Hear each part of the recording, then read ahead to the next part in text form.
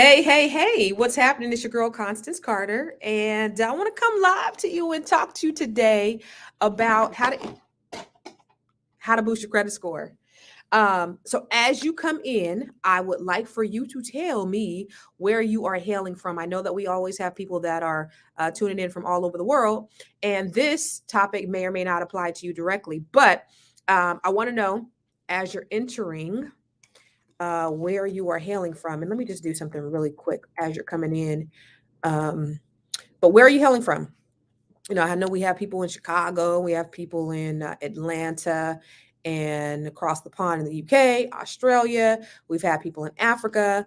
But where are you dialing in from right now? So put in the chat box where you are hailing from. Just wanted to change the setting real quick. All right, bet. All right. We got a house full. Okay. So, where you hailing from? I want to know where you're hailing from before we get started. Put your name and where you are from in the chat box, and we're going to talk credit. So, I want you to ask me questions. What's up, Terry from Oregon? Maureen from West Bend, Wisconsin. Terry from Oregon. What's up, Shelby from Jonesboro, Arkansas? All right. So, you guys tell me where you're hailing from, and Tawana from DC, what's happening? I just relocated to DC, so I'm actually in your area from Cali, all the way from Cali. Davey D is from Mississippi. What's up, Davey? But let's talk credit because this is such a critical and important topic that a lot of people are afraid of. I have two best-selling books about credit. I have a workbook. It's called Build Credit to Build Wealth, and Keeping Score, what you need to know to make your credit score grow. And it's helped thousands of people increase their score, hundreds of points. And I'm going to give you an opportunity to win each book. I'm going to give a couple of people an opportunity to get a copy of each book for free. In fact, I'll sign it. I'll sign a copy and mail it to you personally. But I want to talk to you about credit, how to increase your score. Here's the reason why credit is so critical and so important is because wealthy people when you're building wealth, especially in this country, wealthy people do not use their own money. I don't care if you have a lot of money. I don't care if you have $1 million in the bank. Donald Trump, Robert Kiyosaki, all these people, they do not use their own money. They use OPM, other people's money. And so in order to use other people's money, you have to have good credit. You always want to use leverage. Early on in my business, I grew to build the largest Black-owned real estate firm in California. And early on in my business, I kind of didn't want to utilize my credit to build the business because I want, I call what was called bootstrapping, right? But when you bootstrap, when you're paying for everything yourself, you go a lot slower. So whether it's in business, whether it's personal, it's critical that you have good credit. So let's talk about a few things that you can do quickly to boost your credit score. And I'd like for you to ask me questions right here in Hey, Shelby says she needs help increasing her credit score. DC by way of Oakland. What's up, Leroy? That's what's up. So I want to know what are some questions that you have around credit and how to get your score up. This is what I do, and I love credit. And let me tell you why. When I was growing up, I used to overhear my mom and dad talking about, what they couldn't have or what they couldn't do because they had bad credit. And I didn't know what credit was. I just knew it was ruining our lives. I just knew whatever it was, I wasn't going to have bad credit. And so when I grew up, I was very good steward over my money, paid my bills on time, 800 plus credit score, did all the right things. And very young, at 26, I got my real estate license and I started making a lot of money very fast. I started making $100,000, $200,000, $250,000. But the more money I made, the more money I spent. And all of a sudden I needed all these big things. All of a sudden I needed, I needed a new backyard, or, I needed another car. I needed a Mercedes. And I remember telling my dad, Dad, I'm never, I don't care how much money I'm gonna get. I'm never going to go and get an expensive car. And what did I do? I get me a brand new Mercedes. And so I just started, like every bill, every $300 bill, oh, it's just another $300. It's another $500. Oh, it's another $1,000, and it just added up and added up and added up. And before long, I'm making $250,000. I'm in my early 30s making $250,000 a year, but my bills are $20,000 per month. So at the end of the day, I have more month than money. And I recall a time where we took our kids to the fair, right? I'm making all this money and I couldn't buy my kids a day pass at the fair. And I'm making to $25,000 a month or $220,000 a month, anywhere between 15 because I was commissioned to $25,000 per month. And something had to give. I mean, what makes me better than somebody who's making $5,000 a month and they're saving half their money and I'm making $20,000 per month and I'm spending all my money. I have more month than money. And so I got into, this ever evolving cycle to where everything just fell apart. The housing market happened, crashed, all these things happened. I foreclosed on some properties. I short sold some properties. The repo man came to the office to get my car. I had to call him. I was like, look, come in about 6 o'clock. That's when everybody's gone. I'm going to have this car out in the parking lot. I had to make arrangements. I'm making $20,000 a year. And my credit, I go from 800 credit score to a 379 credit score. And I had to get back. I had to get my credit back. I had to get my peace back, and had a lot of sleepless nights. So what I did is I became a certified credit expert. I studied and I trained and I just, I was already obsessed with credit, right? Because of, growing up about credit, I wasn't taught about credit, but I just knew it was ruining our lives. And then this happens to me. And so I can't buy a stick of gum on credit at that point. 379 credit score, the lowest you can go is 350. I had a 379. I have not seen too many people with a credit score as low as mine was. And so I had to rebuild. Became a certified credit expert, read everything that I could about credit, did everything I could. Then I started increasing my score. So within a year, I was up to the high sixes within a year, almost 700 credit score, and started helping other people. And then I wrote these books. Now, the premise behind the books, though, you guys, is people tell me to do stuff. So if you got a suggestion, that's a great suggestion for me, I'll do it.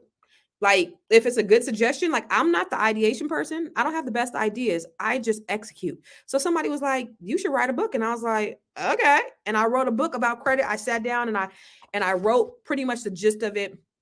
Came home from work early because I used to be the first one and the last one out. So I came home from work at 3 o'clock. That was early for me. And I stayed up, for 12 hours writing the book. And then I finished it over, about a month or 2 months, editing it and adding to it, adding touches to it. And it became a bestseller. Go to Amazon.com, look at the reviews, and it's a great book, easy to read. So this should actually be look at double space. This should be in every school because it's easy enough for a high schooler to take on this information and get the information and utilize it. You could sit down and read it within an hour. I mean, it doesn't have to be some over cumbersome thing that that you don't have that you can't understand, because credit is really, really simple. We just make it difficult. Okay. So I don't know how many people have, the similar situations as me, where you weren't taught about financial literacy, where you weren't taught about credit, where you weren't, you've been, you try to be a good steward, but things happen, circumstances happen. You may have lost your job. You may have gotten a divorce. Things happen where your credit is affected, but there are things to do to get your score back very quickly.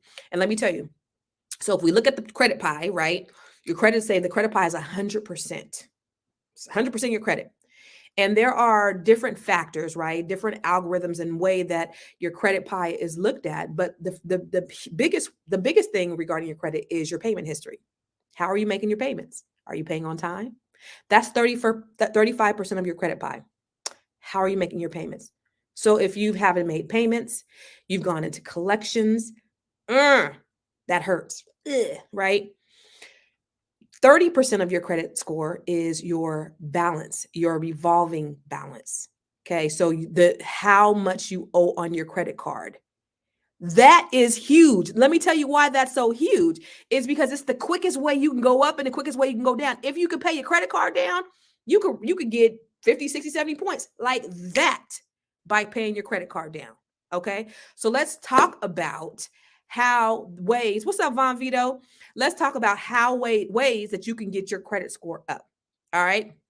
Ask me questions, but let me give you a few ways and then I got to get up out of here. Okay. So one way is, again, paying down your credit card. If you don't have a credit card, get a credit card. Credit cards are critically important to your credit score. I talked about the pie. So 35% is your your payment history. 30% is your credit card balance. So people who don't have credit cards, get a credit card. 15% is your age. Okay. How long have you had the credit card, or how long have you had credit, period? If you had it a short period of time, that's 15% of your credit score. So the people who have the 800 credit score, they're typically the ones who have the lengthier credit history. So whatever you do not close an old credit card account. If you've had a credit card account, like when I filed bankruptcy back in 2009, when I had more month than money, Von Vito, I had gotten some credit cards, to what do you call those, secure credit cards, to restart my credit. Well, when I got those secure credit cards, having them now, I hate the credit cards because their fees are stupid, but I'm keeping them because they increase my age. They keep my age 10 years, 12 years, 2009, 14 years, right? So my credit age is very lengthy because of the stupid secure credit card that I had when I first filed bankruptcy. So you want to keep your old credit card. So 15% of your credit pie is your age. 10% are your inquiries. Okay. So check this out. When you're going to people and you say, I don't want you to pull my credit. I want to know what my credit score is, but I don't want you to pull my credit because if you pull my credit, it's going to drop 50 points. That's not true. It'll never drop 50 points by anybody pulling your credit. Okay. 10% of your credit score is our inquiries, credit inquiries. So like me pulling your credit is not going to drop your score 50 points.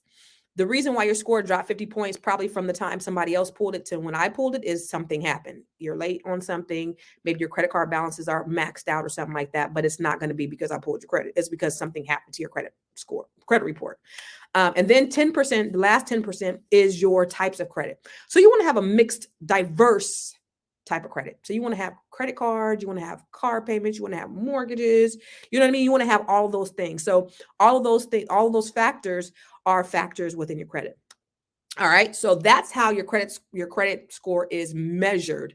Now, of course, depending on what's going on with your score is going to be what it looks like. Or what's going on with the credit is going to be what your score looks like. So I had this lady, she may be watching right now. I ain't going to say her name, but let me just tell you about her credit score. Her credit report was pretty good. I'm not just into scores, but I'm into the breadth of your credit. So what does that mean? What are all the things? Do you have a mixed use of credit? Do you have credit cards? Do you have all of these things? And there was one client that came to me, and before I look at her score, I'm looking at her credit report, and I'm like, she has a pretty good credit report, but her score is like 400 something. I'm like, what the heck? So I started looking at her credit report, and I see that she has these $200 credit cards, $25 payments. And number one, she's late on these credit cards. 30% of her credit score. She's maxed out on these credit cards. Right? And so when I did a simulator to say, okay, if she wasn't late and if she wasn't maxed out, how much would her score be? It was 300 points. These small credit cards with this $25 a month payment dropped her score 300 points. Had she paid them on time, she would have had 300 more points. Her score would have been in the 700s. So I called her up. I'm like, girlfriend, what happened? Why you didn't pay these little $25 credit cards? Like, what's going on? I swear, this is what she said. I don't know, Constance. I was just out here living my best life. I didn't know that I had, I wasn't really tripping off of paying them on time. I wasn't really thinking about it. So her being out here living her best life, she wasn't even thinking about paying her credit cards on time. So these $25 credit cards dropped her score 300 points. So, there was nothing really we could really do at that point, but, start to make good payments, get her balances down, and then that increased her score. But you can ask for a courtesy late removal. I've done that. So for example, let me give you an example. My dad, his sister died, right? He had Bank of America for like super long, like 20 years, 25 years. Old people, they be having, these banks for a long time. So they had Bank of America credit card for like 25, 30 years. And he was late because he had went to his sister's funeral. And I said, Dad, call them and ask for a courtesy late removal. You've been a member for, I don't know how long, you've had this credit card for a long time. So we call them ask them for a courtesy late removal, and they say no. And I was like, Dad, let me call. Right. So I said, we're going to call them on 3-way. If the first person says no, you ask again, you try and try again. So don't let the first person, just stop you from getting the courtesy late removal. Luckily, I didn't have to step in and say anything and curse nobody out. He asked whoever was on the phone, and they went ahead and gave him a courtesy late removal. We didn't even have to. But what he did is he said, hey, my sister passed away. As you see, I've had this account for this amount of time. I've been on time. Can you give me a courtesy late removal? I told him to say that. And when he did say that, they went ahead and removed the late payment from his credit card payment. So you could do that. You could ask for a courtesy late removal from your credit card, and that can boost up your score dozens of points. So that is one thing. The other thing that you could do to boost your scores quickly, and as I'm talking, go ahead and ask me questions because we're going to do a Q&A. Another thing is when people talk about trade lines. Should I buy a trade line? Should I buy a trade line? I hear this a lot. Should I buy a trade line? And so what that means is when you're buying a trade line, you're buying the use of somebody's credit card, right? Somebody who has a good score. A good credit card history, right? Should you buy a trade line? Has anybody ever bought a trade line and have that work for you? If you buy a trade line, yeah, it's going to boost your score. But typically when you buy a trade line, you're only going to be on that trade line for a couple of months. And, maybe by the time you need the credit, it'll be gone. So remember, you only have the trade line for as long as they allow you. You only have the good credit for as long as they allow you to have the trade line. Once the trade line is removed, your credit score is going to go back down. So I wouldn't recommend getting on a trade line unless you get on that trade line. It's going to help your score increase, and then you're going to apply for more credit. It's going to be easier for you to apply for more credit.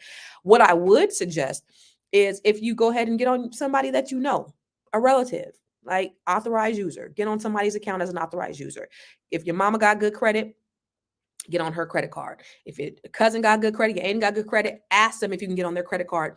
I don't want a copy of the credit card per se. I only want your credit history. Okay. And then you get that, you become an authorized user, you get that score. Here's the thing about that though. I got another client. She might be watching. These are true stories.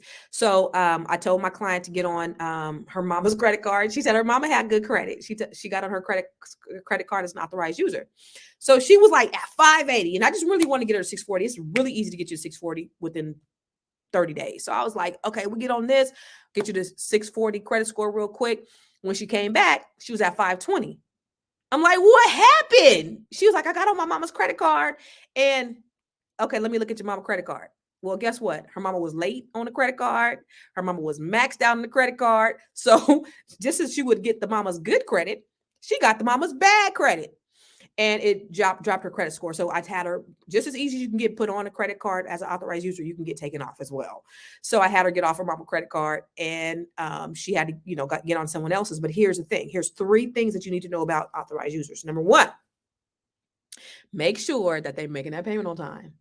Muy importante. Okay. Number 2, make sure the balances are low. Okay. So under 30% utilization. And number 3, they should have at least a 2-year history. Okay. Don't get on nobody's new credit card as an authorized user. You want to have the history. Remember, I said 15% of your credit pie is your length or your history. Okay.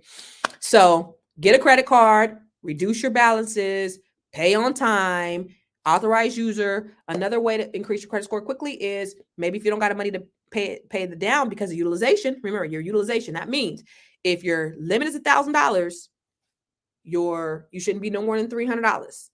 If you're at $800, maybe you need to increase your limit. So you call your credit card company or you go online and say, I want a limit increase. I don't got the money to pay it down. I can get a limit increase, right? So that you're at $1,000, you maxed out, and you tell them to give you $2,000. Boom. They give you $2,000. Boom. And it increases your score. All right. So I gave you 5 ways to increase your score very quickly. Asking for a courtesy late removal is a great way. Pay for delete. I'll tell you about the pay for delete really quick. If you have a collection. Now, here's the thing about disputing, and this is the reason why you need to buy my books, because when you get into these credit, you can do credit repair if you want to, but you could do it yourself. And why pay somebody for something very simple? Because all they're doing is sending dispute letters. But there's a method to the dispute. You shouldn't just be disputing everything. I call it the spray and pray method. You spray everything, dispute everything, and then you hoping it falls off. Don't do that.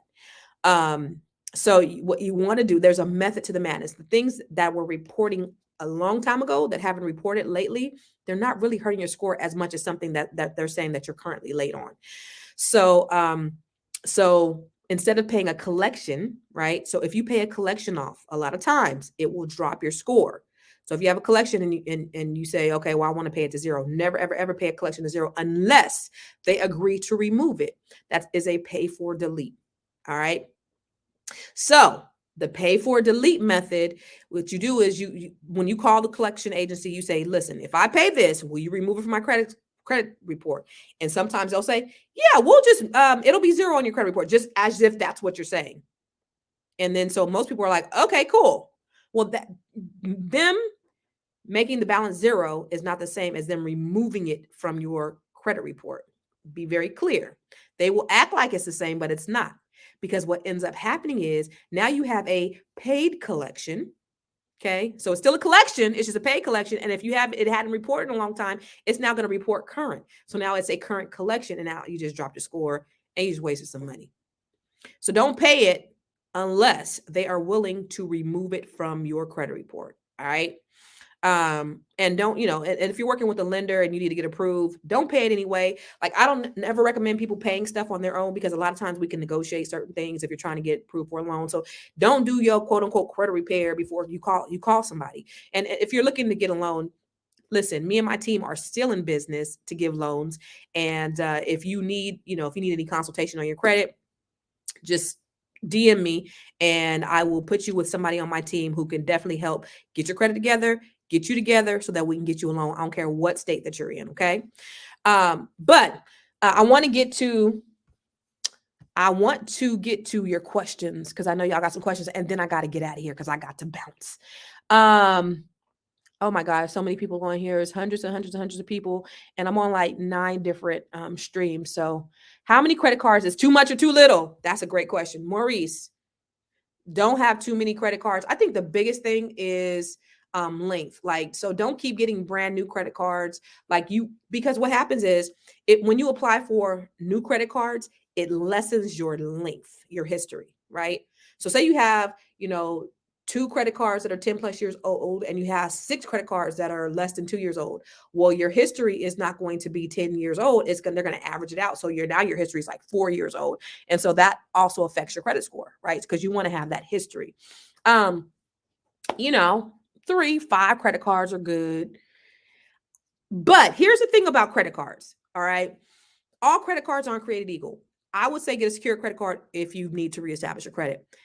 Other than that, you want to get credit cards that offer rewards.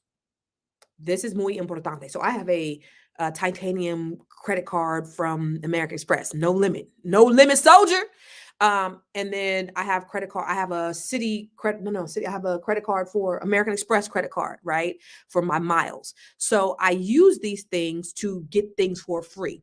So me having points, my rewards points from my American Express, it could pay my American Express. I got this from my girl, Nicole Parker. I remember she was saying, they were sitting down talking. This is like 10 years ago. And we were at a bar at a conference and it was like, man, my American Express, I use it so much. I could pay my whole vacations with my American Express points. And I'm like, what? She was like, yeah. And she was like, I wish I could pay my lease with my American Express. Because if I could pay everything with my American Express and just pay it off, I mean, the rewards that I get are crazy. And I was like, so I went and got me American Express. That's when I got my American Express. But so when you're getting credit cards, like get credit cards that benefit you in some way. Don't just get a credit card just to have a credit card. Get credit cards where you're going to get some kind of rewards, where it'll pay your bills, it can pay your groceries, get airline miles if you like to travel, all of those things. And there's actually, oh, my phone is upstairs. There's actually an app that you can go to that tells you about the rewards points for each credit card. And I've forgotten. So later on, when I finish this broadcast, I'm going to go there. All right. So let's see. Good morning, Damon. Miss Constance, how accurate, if at all, is Credit Karma when giving? Oh, thank you. How accurate, if at all, is Credit Karma when giving you your credit score? My fave. So Credit Karma is absolutely not accurate at all. I love Credit Karma because it is such a great platform that it tells you, listen, I swear by Credit Karma. This bookkeeping score, I'm all up in Credit Karma's business. I love Credit Karma, but not for the credit scoring model. They use Vantage credit scoring. And guess what? Nobody uses Vantage. We call them FACO scores, not FICO scores. So if you want to get an accurate credit score, come to me. Go to mortgage broker, go to myfico.com, and you can get an accurate credit score. I think my FICO is like $59 or something like that. But Credit Karma is not accurate. But please, by all means, use Credit Karma because it gives you an idea of what's going on with your credit. Like if it's going up or it's going down, you can kind of get an idea. But a lot of times people will come to me and they'll be like, I got an 800 credit score. And then I'll look at their crowd, pull their credit, and it's like 6. And I'm like, Credit Karma, huh? And they're like, yeah. So Credit Karma is not accurate at all. All right. What's up, Dennis Spraggins, my man Von Vito? I need to get this book for my 9-year-old son. We literally just had this conversation yesterday. Terry, keeping score, what you need to know to make your credit score grow, and build credit to build wealth is the workbook. The thing I like about the workbook is it gives you homework, and it's actually keeping score on steroids. And I have an online training program. If you're more of an audio visual learner, I have an online training program as well. All right. Joy said, what can I do to jumpstart my credit to go into positive? Credit cards, 30% of your credit score, credit cards. All right. Make sure you're paying them on time. Make sure you're reducing your balance. That's one of the first things I do is I look at the credit card balances. And if they're high, I'll tell you to pay them down, period.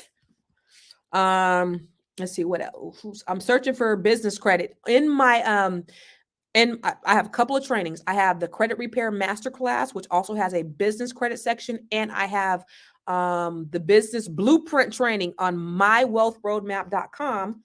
I want you to go there and I tell you all about not only business credit, roadmap.com. This the business blueprint training. I not only tell you about business credit, but I tell you how to get funding, right, for your business. And I also teach you how to pay yourself a salary with a very limited amount of funds. It's a game changer. Game changer. All right. So go to mywealthroadmap.com. So I shouldn't dispute my credit before I get a credit card. Shouldn't I dispute my credit before I get a credit card? Depends on what's on your credit report. So get a credit card. If you can get a credit card, get a credit card. The other thing I like about Credit Karma is it tells you which companies are most likely to approve you for a credit card. So look at Credit Karma, see what their recommendations are. Okay, doesn't mean that they're going to. They'll tell you what percentage, based upon the breadth of your credit, what percentage chance you have of getting approved for this credit card. All right. What's considered a good length of age? As long as possible, Beverly. So 10 years is great. If you have a overall length of 10 years, you're killing, especially especially with good credit cards too. I deal with a lot of pastors, right? And so a pastor had 850 credit score, perfect credit, and then he closed one of his old credit cards because he was like, the interest rate was too high and I wasn't really using it. And I was like, no. And it immediately reduced his credit age dramatically, and it dropped his score because he was so high. So here's the rule of thumb also: the higher your credit score is, the more it's impacted when things happen. So if you have a 500 credit score and you're late, it's another thing that's late. You might lose a couple points. But if you have an 800 credit score and something dramatically happens, you're going to lose. You may lose hundreds of points. So 10 years is a great age. 5 years. You just don't want anything under like 2. Like that's really, really super new. What about a high interest card that you don't use? Hey, listen, Facebook user, I hate high interest. My Applied Bank, I hate that ish. I got that as soon as I filed bankruptcy. It's stupid. It's $200. Like I don't want it, but I'm keeping it because of the age. So what you can do is you can call and negotiate the interest, and that is something that you absolutely can do. You've been making the payments. Call and say, hey, I want to reduce my interest rate, and your credit card company may do it. Say, I'm getting ready to close my credit card because I'm not using it and my interest rate is too high. And a lot of times they'll do that. So that's also something that you could do is negotiate your interest rate down. Is it true that a deep pull can drop it? I don't know what a deep pull is, but if you're talking about a hard inquiry or hard pull, again, inquiries are only 10% of your credit pie, of your credit score. So like, it's not going to be like super a credit inquiry or a hard credit pull is not going to hurt you that bad. Terry said, should a person pay their mortgage with a credit card and then pay it off immediately every month? Only if you have a credit card that has rewards, okay? Like your American Express. Now, if you don't got no rewards, then you're just going to be paying interest for no reason, right? But if you have a card that has rewards, like I said, my girl to go, she was like, I wish I could pay my lease, but I can't. So if you could do that and you could pay it off immediately and you're going to get those points for that, for you doing that, not a bad idea. That's the kind of leverage that I'm talking about, right? And then all the points that you have, you might be able to use that to pay off your credit card as you're building your points. Play the game. All right. Linus, hey, thank you. You like the red? I did a little something a little different, matches my lips. New year, new me. Yes, and monthly subscriptions like Netflix. Okay, let's talk about monthly subscriptions. Listen, I talk about all of this stuff in my wealth map training. Oh my God. That's also on mywealthroadmap.com. I help people increase their credit score, reduce the fat, cut the fat with their budget. I help you. What else I help you do? Oh, multiple revenue streams, multiple ideas around multiple revenue streams, how to use your intellectual property to build wealth. And you go on my website, mywealthroadmap.com, take the training, and I go deeper into it. But I talk about all of these things in that training. And I've helped people increase their net worth 233%. You're like, how in the hell did you do that? Because a lot of y'all, your net worth is like negative 10,000. So if we can get you to zero, you positive, right? No, but literally, how do we cut the fat? How do we cut all these things out? Not only to save money, but to start investing our money, because one of the things that you absolutely do not want, is if another disaster strikes the land. Ecclesiastic said 11, I think, says have 7. Then it said no, 8 revenue streams in case a disaster strikes the land. What happened in 2020? Can somebody tell me? A disaster has stricken the land. And a lot of us weren't prepared. A lot of us didn't have the resources, lost our jobs, lost our minds, lost a lot of things. And so, but then a lot of the people came up and they made a lot of money. Now they don't know what to do with it, or they weren't able to sustain it. So you have to figure out, you can't depend on your job. You can't depend on the government. That $1,200, how far did that get you that the government gave you? So you have to figure out, what are some things I can do? Maybe there's some passive income streams that I can get, or maybe there's other ways that I can gain money where I don't even have to work, but I can have my money make money. And that's kind of how I'm living right now. I just got my money, my investments are making money for me. And so that's what you have to figure out how to do. So go to mywealthroadmap.com and mywealthroadmap.com. I'm trying to look for the link that I put in here, and go to the wealth map training. Yep. All right. So let me go back. Thank y'all about the hair. I try to do something different. Actually, my sister told me to do my hair. I'm looking for the questions. My sister told me to put this in my hair because my daughter had this color. Now my daughter's like, you know what, Mom? So my daughter said, like, I really feel like, what did she say? I really feel like I'm the what did she said, I really feel like I'm the standard. I'm like, why? She said, because everything I do, you do. Whatever. Anyway, you're not the standard, little girl. Your mama's a standard. So shouldn't I dispute my credit card? No, I already did that. What's considered a good length age? Is that a deep pool? Should a person pay their mortgage? This is very helpful, Queen. Thank you, Christina. I recently canceled my secured card that helped me get my score because of the annual fee. Had it for 5 years. Should I have kept it? Yes, Von Vito. Yes, sweetheart, you should have kept it. I have a client that has old credit, like foreclosure collections. Where should I start with them? Depending on if it's still aging, you could dispute it. So if it's currently current, then you can dispute it and see what happens and then go from there. But really reestablishing those credit cards is really going to be critical. What you have to do to overcome bad credit is really establish good credit. Okay. Because some things won't come off. Like some things you're just going to have to wait the 7 years or the 5 years or whatever the statute of limitations is for them to report it. But the thing is, like, if that's already on there, let's start working on that good credit. We don't want to do anything illegal. I mean, sometimes when you dispute things, they could drop some things off, but make sure you're not disputing something that's getting ready to fall off. Then they start reporting it current. So how do we get a hold of you about your credit repair? mywealthroadmap.com. There we go. mywealthroadmap.com. I have a credit repair masterclass. It is, like I said, some people, it's an online training. Some people are more auditory or visual. Some people want to read a book. Some people, everybody learns differently. So I made sure that I had all methods for you to be able to get the information that you need. And thank you, Von Vito. Amazon.com. Great information. Is revolving more important than installments? Ooh, Beverly, that's good. Okay. I gotta go, y'all. I gotta go meet my homie. Okay. Let me tell you this before I go. Yes. Okay. Let me tell you why. Let me give you an example. These are real life examples. I had a husband and wife. Their credit scores were almost identical. He had like a collection and a credit card. She had he had 2 collections and a credit card. She had 1 collection and a car payment. So her car payment was an installment debt. His was a revolving debt. So he has 2 collections and a credit card. She has 1 collection and an installment, car payment. Guess whose score was higher? Guess. Guess. Based upon the information I told you about the credit pie, whose score was higher? He had 2 collections and a credit card. She had 1 collection and a installment and a car payment. Now remember, collections are bad, but what's better? Whose credit was higher?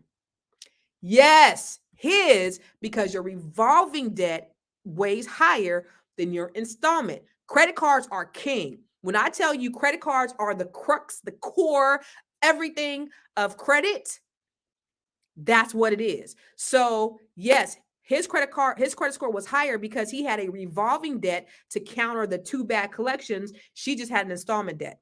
So if anything, get a credit card, pay it down, pay it off, use it, don't abuse it. Now, also, here's another trick too. Paying your credit card to 0 can sometimes drop your score. Bet you didn't know that, huh? So in this business that I'm in, we have credit simulators that tell you exactly what will happen if you do certain things. This is how we know that, whatever. So when we use a simulator, sometimes paying the stuff to 0, a lot of times, most of the time paying to 0 actually drops the credit score. And so we rarely tell people to pay their credit. We do exactly what we tell you to do, but we rarely tell you to pay it to 0 because utilization is the key. They want you to be using your credit cards. 0 is not utilization. And so it could actually drop your score.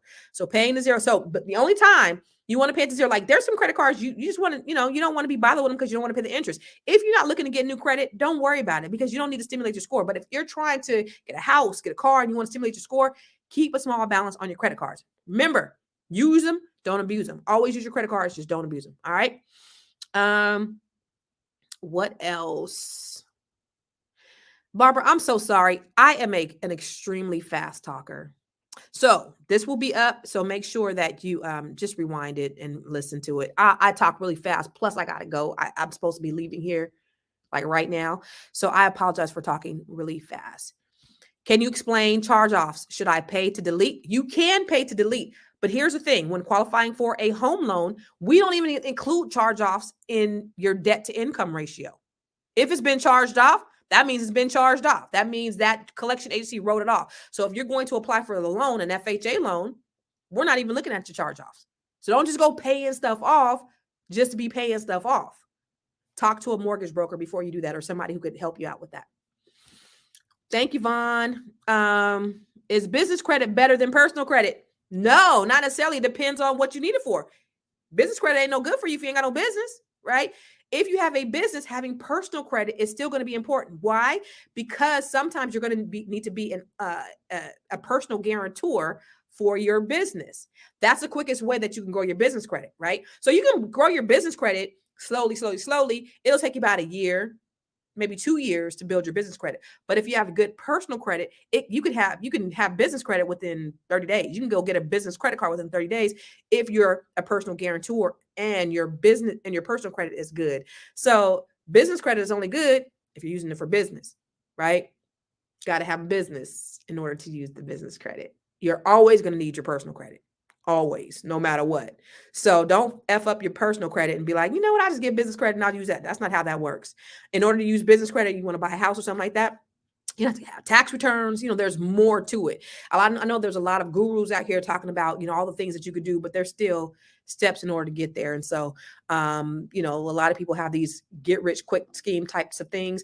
There's ways to use leverage in order to get there, but there's a proper way to do it. And you want to do it the proper way. Okay. Thank you, Veronica. You're the best. Do cards you don't use and go dormant hurt? Yes. So, like I said, use them, don't abuse them. All right. So don't just, because what will happen is, and this happened to me, it jacked me up. I had a credit card because I couldn't find it. Like I had a, forget what it's called. I forget but I didn't use it. They closed it. So I think but they warned me. They did send me some mail and say, look, if you don't use this credit card, we're going to close it. And I didn't pay attention to it. And it was one of those old credit cards that I had. So, yes, not using it will hurt your score. Use them, if you need to use them every 3-4 months or whatever. If you're not doing anything, if you don't need it to stimulate your credit score, using it sparingly is fine. Right. And I know the big thing is we don't want to be paying all this money in interest. Oh, take my wealth map training, because there's some stuff in there that's going to blow your mind about interest. I don't know who this is. Long time. What's the best way to promote you to my audience? Share me to your audience. And that's how you're going to win a book. Okay. I'm so glad that I tuned in today. Hi, Constance Carter and chat. Hi. I'm so glad you said that, Kim. I use Rocket Money, and actually I talk about it in my wealth in the wealth map training. So that's really good. One more. How much would a bankruptcy finally falling off help your credit score? Ooh, that actually, okay. So here's the thing about the bankruptcy, right? The further you go from the date of bankruptcy, the less it hurts, right? So say your bankruptcy is new, and then all of a sudden you were able to dispute and you were able to get it off somehow, because people were able to do that. It's going to increase your score hundreds of points possibly, because it's hurting your score so much because it's so new. But 10 years dropping off every year that you get from the bankruptcy is already not really affecting your score as much. So by the time you get there, it's going to, your score is going to go up. It'll go up, but you're not going to see like hundreds of points, because the hundreds of points kind of happened over time as you've gotten away from the bankruptcy, right? Does that make sense?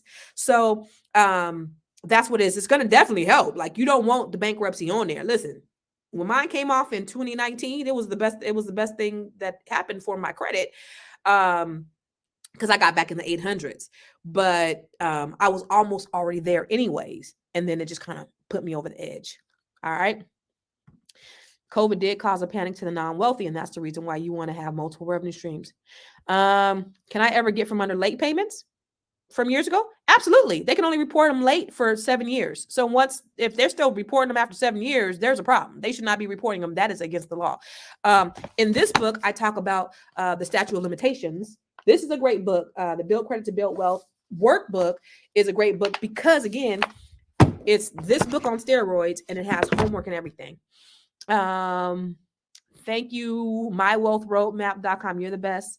I work at McDonald's and do DoorDash side hustle. I really want to make more streams of income, pick up my training. I got all kinds of stuff on there. What happens when accounts are current, but the creditor closes it due to inactivity? It'll drop your score. Yeah. So if these are credit cards, use your credit cards. If they're just old accounts, at some point, they're not going to report them anymore, because if they're closed. So say you paid off an old card, it's not going to report forever, right? It's only going to report for 7 years. And then after that, it's gone. Dana said, so if something has been on the credit 5 to 7 years, should we dispute it? Forgive me if you've already answered. If it's not reporting current. So in my book, Keeping Score, I talk about how to see if a credit is being reported currently or not. And you can look at that on any credit report. So if it's 5 to 7 years old, but they're still saying, it's still saying on there, last updated is February of 2023, that means it's reporting currently, even if it's 5 to 7 years old. So disputing it won't hurt. But if it's 5 to 7 years old and it hasn't reported for 5 to 7 years, and then you dispute it, and then they're like, there's Dana. Yes, this is accurate. Now we're going to start reporting it as current, and that's going to drop your credit score. So there's a method to the madness. But all the information is in the credit book. All right. I got to get out of here. Can you send me the info on the credit stimulator? It's in our credit reporting. It's with our credit reporting company. So it's not like free to the public. When I look at my credits is 721. When the mortgage company pulled, the same company showed 670. How do I get a true score? It's more than likely. So 721 is probably your Credit Karma, right? And 670 is the FICO that the mortgage company pulled. And so the mortgage company is going to have your FICO score. And I talked about the difference between FICO and Vantage. Credit Karma is a FICO credit score, and mortgage is a FICO credit score. I do provide real estate investment consulting. Go to mywealthroadmap.com. If you don't use the whole amount, will they lower the amount? Will they lower your credit? Possibly. So they won't lower it because you haven't used the whole credit card. They'll lower it if there's some things happening with your credit, right? So say like you're not late, or maybe you're maxing out all your credit cards, and that they do a soft pull and they see like, something's going on with Constance. I don't know what's going on, but we're going to make sure where she's at $1,000 and her limit was at $2,000, we're going to limit her to $1,000 to make sure she don't go above that, because it looks like she's having some problems. And when they lower your limit, it's going to negatively impact your credit score. Hope that helps. How can medical bills under $500 affect your credit score? Because they're collections, but by law, and I have it in my book, they have to remove them once you pay them. Okay. So medical collections should not be staying on your credit report, especially if you paid them. What's up, Coach Fard? Is it 850 the highest credit score? Will you get better interest rate with 800 credit score? 800 credit score is good. Shoot, anything above 740, 750, you Gucci. So yeah, 850 is awesome. Of course, the higher your credit score is, the better your credit's going to be. The better your rate's going to be. But I mean, at 700, 720, 740, you good. So I got to meet my homeboy. Credit score received from your bank accurate? Probably not if it's not a FICO score. They typically will use a Vantage credit scoring method too. And you are awesomely awesome too. So do me a favor. Share this on as many platforms as you can.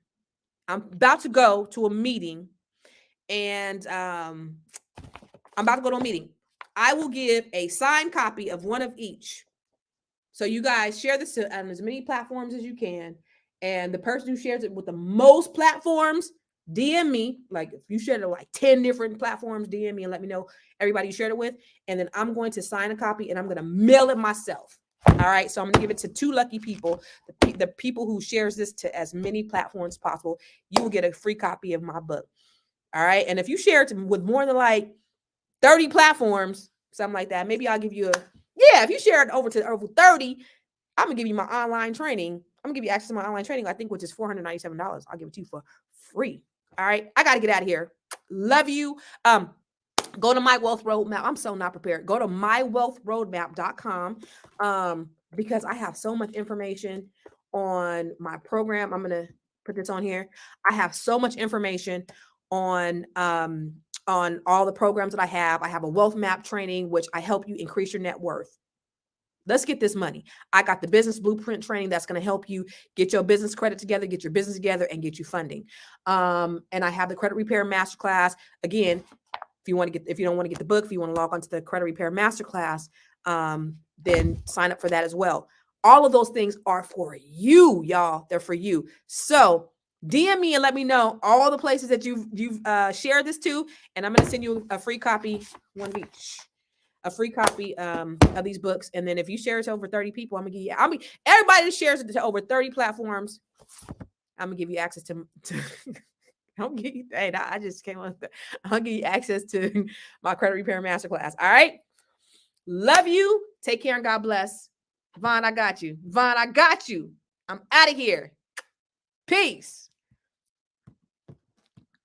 Oh, shoot.